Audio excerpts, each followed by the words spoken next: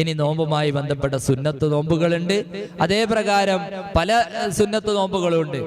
ഈ റമദാൻ അങ്ങോട്ട് കഴിഞ്ഞാൽ പിന്നെ ശവ്വാലാണ്. ശവ്വാലില് 6 ദിവസം നോമ്പനുഷ്ഠിക്കൽ സുന്നത്താ.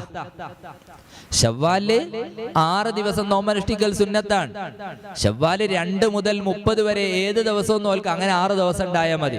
പക്ഷെ 6ഉം തുടർച്ചയാവൽ നല്ലതാ.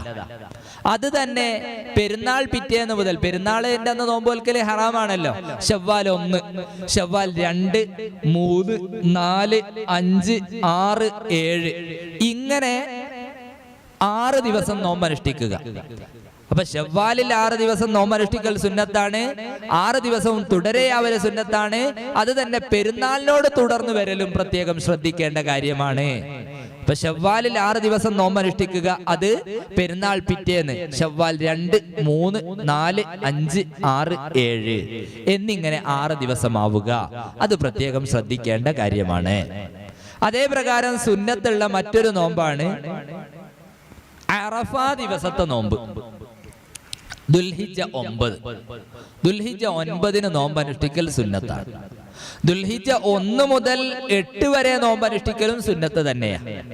ദുൽഹിജ്ജ 9 നോമ്പനുഷ്ഠിക്കൽ ശക്തമായ സുന്നത്താണ്. അതോടുകൂടെ ദുൽഹിജ്ജ 1 മുതൽ 8 വരെ നോമ്പനുഷ്ഠിക്കുക, അതും സുന്നത്ത് തന്നെയാണ്. അതും നമ്മൾ ശ്രദ്ധിക്കേണ്ട കാര്യമാണ്. പിന്നെ മുഹറം 9, 10. മുഹറം 9, 10 നമ്മൾ ഗ്രന്ഥങ്ങളിലൊക്കെ കാണും മുഹറം 10, മുഹറം 9. മുത്തുനബി സല്ലല്ലാഹു അലൈഹി വസല്ലമ തങ്ങൾ നമുക്ക് നോറ്റ് കാണിച്ചു തന്ന ഒരു നോമ്പാണ് മുഹറം 10ന്റെ നോമ്പ്. മുത്തുനബി സല്ലല്ലാഹു അലൈഹി വസല്ലമ തങ്ങൾ വഫാത്താകുന്നതിന് തൊട്ട് മുമ്പത്തെ വർഷം പറഞ്ഞു, ലഇൻ ബഖീതു ഇലാ ഖാബിലിൻ ലഅസൂമന്ന താസിഅ. വരുന്ന വർഷത്തേക്ക് ഞാൻ ഉണ്ടെങ്കിൽ ഞാൻ ആ 9ഉം മുഹറം 9ന്റെ നോമ്പും അനുഷ്ഠിക്കുമെന്ന് മുത്തുനബി സല്ലല്ലാഹു അലൈഹി വസല്ലമ തങ്ങൾ പറഞ്ഞിട്ടുണ്ട്.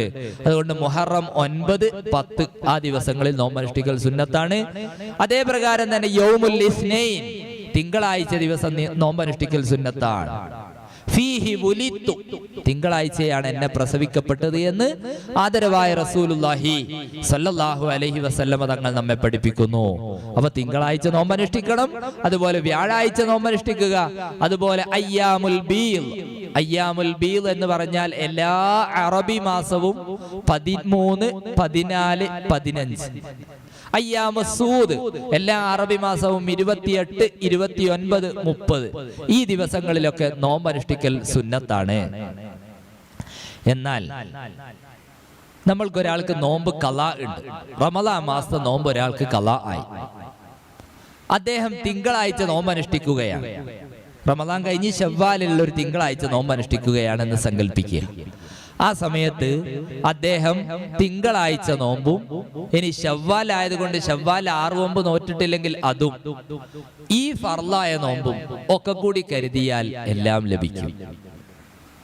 ഒക്കെയും കരുതിയാൽ എല്ലാം ലഭിക്കും. തിങ്കളാഴ്ചയാണ് നോമ്പ് അനുഷ്ഠിക്കുന്നത്, നിങ്ങൾ ഫർള് മാത്രമേ കരുതിയിട്ടുള്ളൂ എങ്കിൽ അവിടെ ഫർള് ലഭിക്കും. തിങ്കളാഴ്ച നോമ്പ് അനുഷ്ഠിക്കണം എന്നുള്ള ആ ത്വലബ്, നമ്മോടൊരു കൽപ്പന ഉണ്ടല്ലോ, നിങ്ങൾ തിങ്കളാഴ്ച നോമ്പ് വെൽക്കണം എന്നുള്ളേ, ആ കൽപ്പന പാലിച്ചവനാകും. കൂലി ലഭിക്കണമെങ്കിൽ അതും കൂടി നമ്മൾ കരുതണം. പ്രത്യേകം ശ്രദ്ധിക്കേണ്ട കാര്യമാണ്. പിന്നെ നോമ്പനുഷ്ഠിക്കുക അത് വലിയ മഹത്തുള്ള കാര്യമാണല്ലോ. പക്ഷേ ചില ദിവസങ്ങളിൽ നോമ്പനുഷ്ഠിക്കൽ ഹറാമാണ്. ഏതാണ്? 2 പെരുന്നാളിന്റെ ദിവസം നോമ്പനുഷ്ഠിക്കുക ഹറാമാണ്.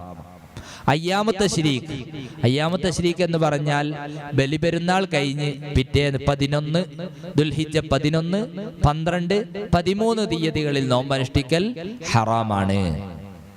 അതൊക്കെ നമ്മൾ പ്രത്യേകം മനസ്സിലാക്കുകയും ശ്രദ്ധിക്കുകയും ചെയ്യണം. അതുപോലെ ചില ദിവസങ്ങൾ മാത്രം നോമ്പ് വെൽക്കുക. വെള്ളിയാഴ്ച സയ്യിദുൽ അയ്യാമാണല്ലോ, ദിവസങ്ങളുടെ നേതാവാണല്ലോ വെള്ളിയാഴ്ച. ഞാൻ വെള്ളിയാഴ്ച നോമ്പ് വെൽക്കട്ടെ, അങ്ങനെ വെള്ളിയാഴ്ച നോമ്പ് വെൽക്കുക. വെള്ളിയാഴ്ച മാത്രം നോമ്പ് വെൽക്കുക, അല്ലെ ശനിയാഴ്ച മാത്രം നോമ്പ് വെൽക്കുക, ഞായറാഴ്ച മാത്രം നോമ്പ് വെൽക്കുക. ആ ദിവസം കൊണ്ട് മാത്രം തനിപ്പിക്കുക. അത് കറാഹത്താണ് എന്ന് ഫുഖഹാ രേഖപ്പെടുത്തിയതായി നമുക്ക് കാണാൻ കഴിയും. ഒരാൾ നിത്യമായിട്ട് എല്ലാ മാസവും 13, 14, 15 നോൽക്കുന്ന ആളാണ്. 13 വെള്ളിയാണ്, 14 ശനിയാണ്, 15 ഞായറാണ്. അതിനൊന്നും യാതൊരു കുഴപ്പമില്ല. നേരെ മറിച്ച് ഇന്ന് വെള്ളിയാഴ്ച ആണല്ലോ, ഞാനൊന്ന് നോമ്പ് വെൽക്കട്ടെ എന്ന് വിചാരിച്ച് വെള്ളിയാഴ്ചയെ മാത്രം ഖാസാക്കി പ്രത്യേകമാക്കുക, അത് പാടില്ല. അതൊക്കെ നമ്മൾ പ്രത്യേകം ശ്രദ്ധിക്കേണ്ട കാര്യമാണ്. അല്ലാഹു സുബ്ഹാനഹു വ തആല നമുക്കൊക്കെ ധാരാളം നന്മ ചെയ്യാനുള്ള തൗഫീഖ് നൽകുമാറാവട്ടെ. ജീവിക്കുന്ന കാലത്തോളം ഇസ്സത്തോടെ ആഫിയത്തോടെ ജീവിച്ച് മരിക്കുന്ന സമയത്ത് കാമിലായ ഈമാനോടെ മരിക്കുന്നവരിൽ അല്ലാഹു സുബ്ഹാനഹു വ തആല നാം ഏവരെയും ഉൾപ്പെടുത്തി അനുഗ്രഹിക്കട്ടെ.